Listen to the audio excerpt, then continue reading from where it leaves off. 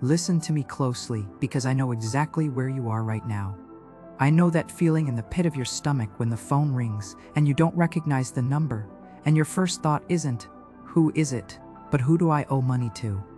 I know the panic that sets in when you hear a strange noise coming from your car engine, or when your child comes home from school with a permission slip for a field trip that costs $20. $20 might as well be 20,000 when you are counting pennies just to buy a gallon of milk. We need to talk about this honestly, sister to sister.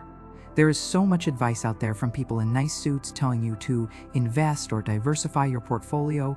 They tell you to stop buying coffee, as if a $3 coffee is the reason you are struggling to pay rent.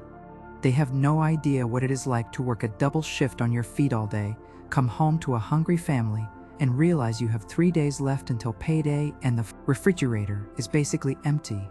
They don't know the shame of having your card declined at the grocery store line, while people behind you sigh and check their watches.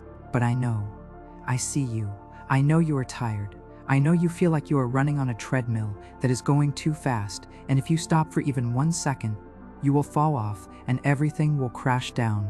You are doing the impossible every single day. You are the mother and the father.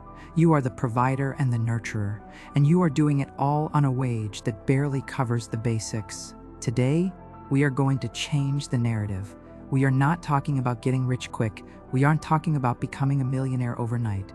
We are talking about something much more important right now. We are talking about survival. We are talking about breathing room. We are going to build an emergency fund of $1,000. I can hear you laughing, or maybe you're crying.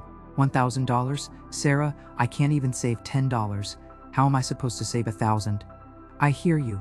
It sounds like a mountain you can't climb, but that $1,000 is not just money. It is your shield.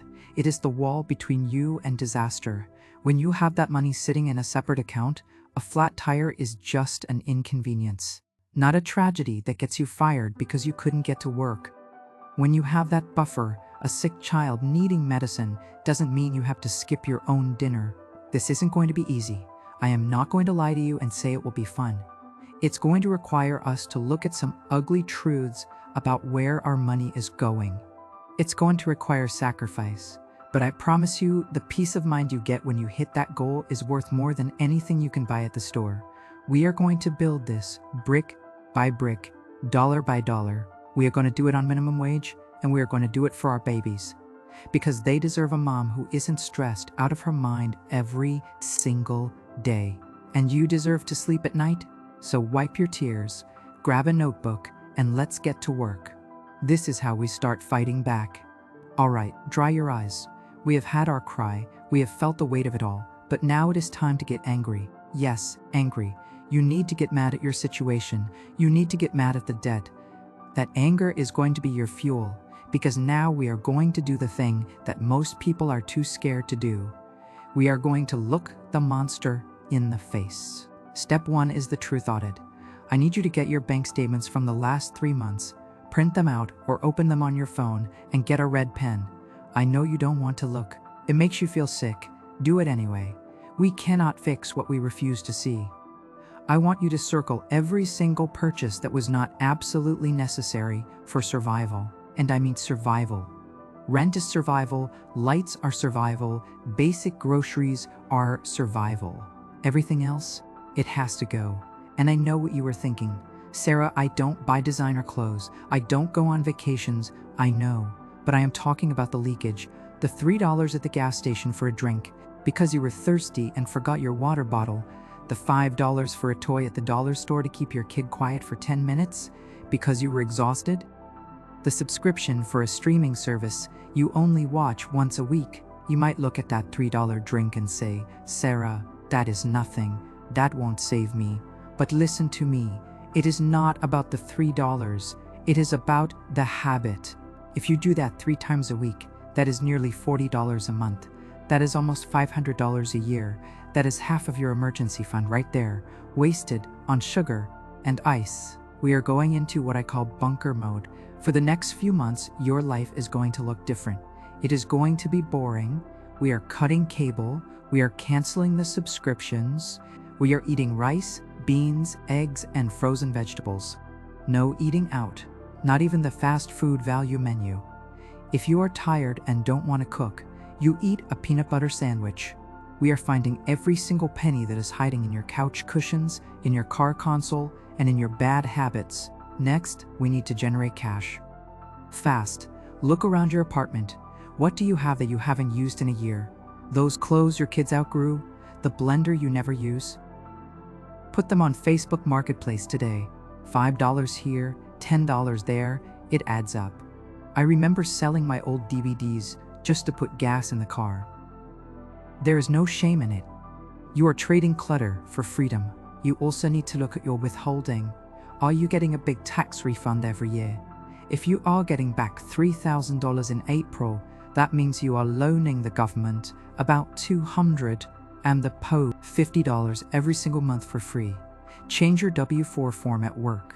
Get that money in your paycheck now. We need that cash flow today, not next year. This part hurts. I know it does. It feels unfair that you have to work this hard and cut this much just to have a safety net. But remember why we are doing this.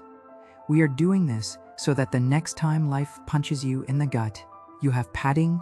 We are suffering now so we don't have to suffer later. We are scraping the bottom of the barrel to build a foundation. Now we need to talk about where this money goes. This is the most important part, so listen carefully. Do not, and I repeat, do not keep this emergency fund in your regular checking account. If that money is sitting right next to your grocery money, you will spend it. You will see a sale, or you will feel bad and want to buy pizza for the kids, and you will say, I'll just borrow $20 from the savings and put it back later. You will not put it back later. You are lying to yourself. You need to treat this money like it is radioactive. You need to open a savings account at a completely different bank. Cut up the debit card for that account. Delete the app from your phone if you have to. Make it hard to get to. This money is for blood, fire, or flood. It is not for Christmas presents. It is not for new shoes. It is for when the car breaks down and you will lose your job if you can't fix it. It is for when the landlord threatens eviction. It is your do not touch fund. When you start this, that first $100 is going to feel like the hardest thing you have ever done. You will feel like you are bleeding dry. But then, you will look at that balance. $100, yours, no one else has a claim on it. Then it becomes $200, then $500, and let me tell you what happens when you hit $500. You start to walk a little differently. Your shoulders drop a few inches because you aren't carrying as much tension. When the manager at work gives you an attitude, you don't feel that spike of terror in your chest, thinking, if I lose this job today, my kids don't eat tomorrow. You know you have a buffer. You have bought yourself time. That is what money is. Money is not status. Money is options. Money is dignity. There will be days when you want to quit. There will be unexpected expenses that drain the fund back down to zero. That is okay. That is what it is there for. If you have to spend it on an emergency, you didn't fail. You won. You handled a crisis without borrowing money, without using a credit card, without begging. That is a victory. You just start again, you rebuild it. We are breaking a cycle here. We are teaching our children that we are not victims of our circumstances. We are showing them that even when the world gives us crumbs, we can make a loaf of bread. I want you to start today, not tomorrow. Today. Find the first $5, put it in a jar, tape a picture of your why on that jar, a picture of your kids, your dream home, whatever keeps you going. Look at it every single day. You are stronger than you think. You are more capable than society tells you. You are building a wall of protection around your family, and you are doing it with your own 2 hands. I am so proud of you for starting. Now, go find that first dollar.